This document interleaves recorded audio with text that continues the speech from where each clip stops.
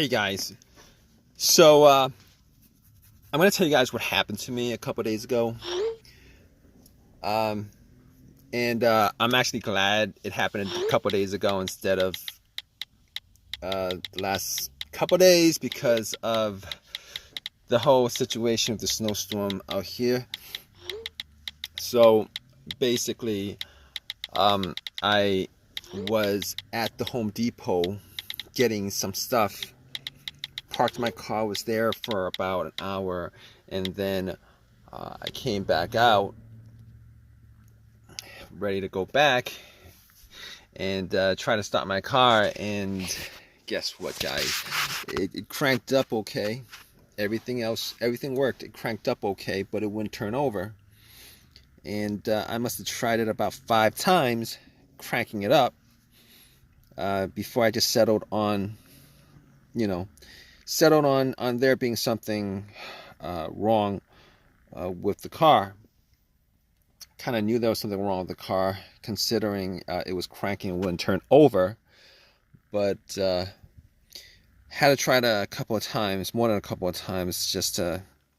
Well, I was hoping that it wasn't anything that I couldn't fix by just maybe trying it a couple of times and then doing the whole shifting from park to other gears and then trying to start it up and then pressing the accelerator a couple of times, seeing if that helped, and 5, 6 times, and after that I kind of gave up on it because it wouldn't turn over. It would crank.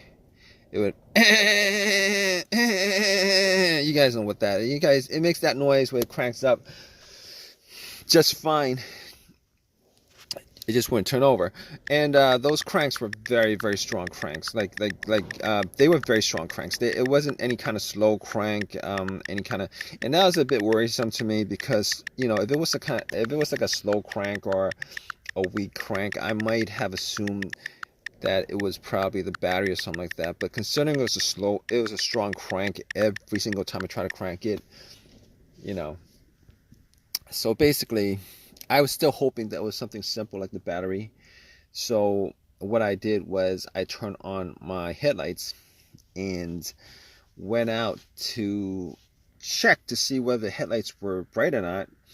And the headlights were very, very, very bright. So basically, couldn't really make heads or tails of that, considering, well, I kind of could, but I was hoping that it was the battery, because since I was at the Home Depot, if it was the battery, I could have just hopped into the Home Depot and they probably had the brand of battery for the car. But anyway, after that, I put the hood up and checked the battery, because for whatever reason I kind of thought that it had something to do with the battery. I was hoping that it had something to do with the battery. So I was checking the battery, checking the terminals, checking a bunch of other things. But thing about it, I changed out the battery maybe like a year ago. Changed out the battery about a year ago because it kind of died on me.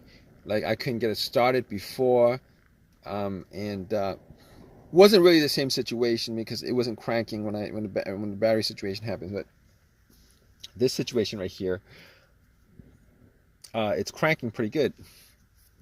So I know I remember I did not clean up the terminals, and they were kind of, there was some corrosion on there when I changed out the battery a while ago. So I was looking at the terminals, and the terminals looked very, very very corroded. There was like a lot of blue, whitish stuff on there. So I took out the Coke that I got, that I drank half of from the Home Depot, that I bought from the Home Depot, and I pretty much poured the rest of it onto the terminals, and it fizzed up, started oxidizing the corrosion. Took a paper towel and pretty much wiped it, and the terminals were not. They weren't super tight. They were tight enough. All right, I could wiggle it out, wiggle it back in, And I kind of wiggle it out, clean the inside, wiggle it back in a couple of times just to make sure that it was rubbing the corrosion off. So basically, I did that, popped it back on, went back into my car and tried to start it, and it cranked like before. Did it about 3 times, cranked like before. It just wouldn't turn over.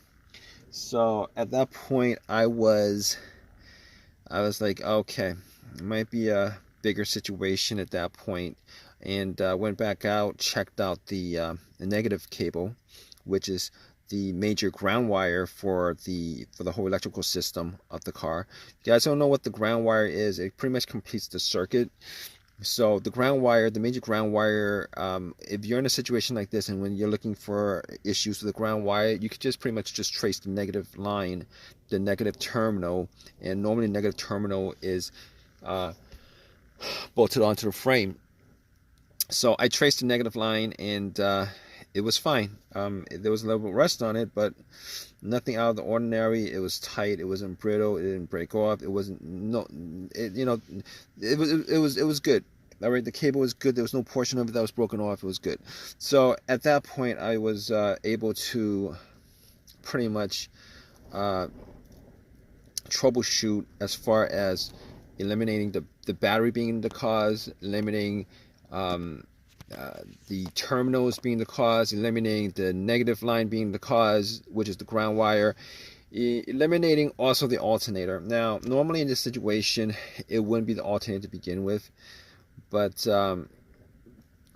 just to be sure, I did put a battery pack that I had bought from Walmart a year ago, and it was at 75%, but it was good enough. I popped it on anyway. I didn't think that was going to make any difference, so I popped it on and tried to and I try to crank up my car afterwards. It cranked. Obviously, it did the same thing. I tried it 3 times. It cranked, but it did not turn over. So at that point, I could rule it out completely, all those things, including the alternator, which if it was the alternator, which it probably couldn't have been, but if it was, the car would have started, and then once I took the booster pack off, it would have died off. So basically, I could eliminate all those things. So I was scratching my head trying to figure out what it was, and I was thinking maybe it could be a bunch of other things, but then I realized that there was no check engine light on the car. I haven't had a check engine light on the car since I had it. Actually, haven't had a check engine light, surprisingly. But there was no check engine light on the car. So at that point, I was able to rule out a bunch of other stuff. Pretty much everything else that had a sensor connected to it that the car would have read if there was some kind of malfunction, I was able to pretty much rule out. And that pretty much includes the mass airflow sensor, the throttle position sensor, the camshaft position sensor, the crankshaft position sensor. The common things that could have caused a situation like that. But I had an OBD2 reader, a cheap $20 OBD2 reader that I had bought from Walmart, and I plugged it in. Okay, and the reason why I plugged it in was to make sure of a couple of things. One of those things was that it wasn't a computer issue. Sometimes if the computer has an issue with being connected to the car itself, it would cause a crank no start situation. So I plugged it in, and if the OBD2 was able to read it through and then analyze it and give me a readout, I knew that that wasn't the case. Normally computer issues could exist because the car's computer could be malfunctioning. There would be a short somewhere, or a fuse issue, blown fuse to the car's ECU, ECM. But it gave me a readout. No codes. All clear. So I could rule out, at that point, I could rule out everything I mentioned. which was the mass airflow sensor, the camshaft position sensor, the crankshaft position sensor, the throttle position sensor, rule all those out. I could also rule out the battery at that point. Now, seeing as how I ruled all those things out, there was only a couple things that could have caused it. Being as this is a general troubleshooting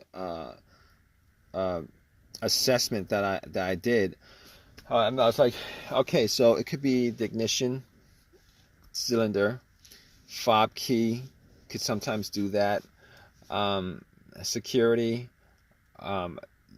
the relay, the fuses, fuel pump, fuel filter clogged up, a bunch of those things. But at that point, I was pretty much trying to test out the things that I could test out, and I was pretty much in that situation where I was going through the things that I could test out without needing any kind of without having taken anything apart, pretty much. So I was like, I got to where the fuses were. I looked at the fuses just to see whether there was any kind of, if I could see a blown fuse, if I smelled any kind of burnt smell at all, and was not able to detect whether there was a blown fuse. I did not have a fuse tester on me, and I don't know. I don't know if the Home Depot sold fuse tester. They might. I'm not sure, but it didn't cross my mind to actually go and get one. I didn't think it was a fuse to begin with, but I couldn't have been 100% sure of that. At that point, I was left with a couple of scenarios. One of those scenarios was either the fuel pump or fuel relay. Now, I was before I did check out the fuses, I was sitting in my car and I was thinking to myself, okay, this is the situation you're in, and thinking to myself, I could test out the fuel. I could tell whether the fuel pump, normally you could hear the fuel pump prime. All right, if you have the ignition on the on position, normally what happens is it sends electrical charge to the fuel pump motor. The fuel pump motor does its work and it sends out, pressurizes the system. You can actually hear it. Now, seeing as how there was only me in the car, I wasn't able to test it out efficiently, which is like when you have another person right next to where the fuel cap is, you would take the fuel cap off and then listen while the person in the car turn the car to the on position, and normally you would be able to hear a slight whizzing sound, a motorized sound, something like that. But seeing as how I did not have another person there with me, I sat in my car and I turned it to the on position without cranking it, because if you crank it, what happens is you're gonna miss the slight sound of the fuel pump priming. So seeing as how there was only me, I sat in the car, turned off everything, had the windows up, and then pretty much just try to turn it to an on position about 3 times, and then turn it off, turn it to an on position, turn it off, turn it on, turn it off, just to see whether I could hear some kind of whizzing sound, some kind of motorized sound. And unfortunately, I wasn't able to detect that. So from there, I actually went to test the fuses, and I couldn't tell whether it was 100% the fuses or not. But when I got to the relay, I was thinking, well, maybe it's the fuel pump relay. So what I did was, I actually could not tell whether the relay had issues or not. So, but there was another relay on the board that I could swap out. So what I did was I swapped it out, and got back in my car and tried to start it. And guess what, guys? it just turned over immediately. So at that point, I knew 100% that it was the fuel pump relay that was causing that issue. And basically, I drove to AutoZone, bought the relay, you know, and pretty much just did a little switching around, and haven't had any issues with it since. I didn't have any issues with it yesterday. Wasn't I haven't been out today because of the big snowstorm, but it works fine. It worked fine all day yesterday. And you know, it was 100% the fuel pump relay. Now, if you guys are in this situation where, you know, your car is having this issue where it's cranking but it won't turn over, it won't start, pretty much if you guys go down the list of everything that I pretty much went through myself as far as troubleshooting, 90% of the time you guys will probably figure out what the situation is from that. Hope this has helped you guys out in some way. Hopefully it's not a major issue that's causing your problem. But if you like this video, please give me a thumbs up, please subscribe, and any comments at all, guys, please leave a comment in the comment section. All right, guys, take care.